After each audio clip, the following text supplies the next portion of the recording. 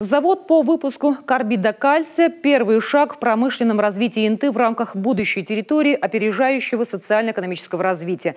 Этот статус мы очень надеемся получить для Инты уже в этом году, заявила мэр Инты Лариса Титовец. Завод планируется построить и запустить уже в следующем году, и потребуется всего 200 миллионов рублей. Да, я понимаю разочарование многих, у кого отношение такое, что да много лет это говорили, ничего не сделали. Но вот пришла пора. Пришла пора, когда дальше уже продолжаться без новых производств жизнь не сможет.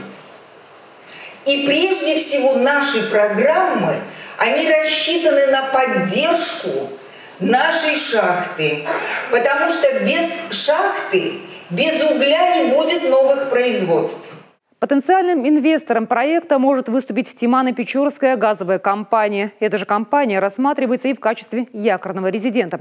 Как ранее заявлял глава региона, основанием для подачи заявки на получение особого статуса для Инты послужит уже заключенное соглашение. Речь идет о создании в Инте комплекса по добыче и переработке газа. Инвестиции в комплекс оцениваются почти в 60 миллиардов рублей. Несомненно, те проекты, которые были озвучены, если они будут реализованы, подарит нашему городу не только рабочие места, но и нашему детскому саду новых деток, что, несомненно, для нас очень важно. Ну и также услышанное дало огромную надежду на будущее города.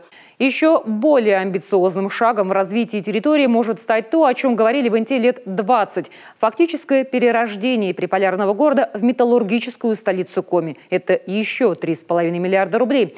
Но, по словам местных властей, все посильно, ведь запасы уже подсчитаны, а ферросплавы очень даже востребованы сегодня на мировом рынке легированной стали. Татьяна Супряткина, телеканал Юрган.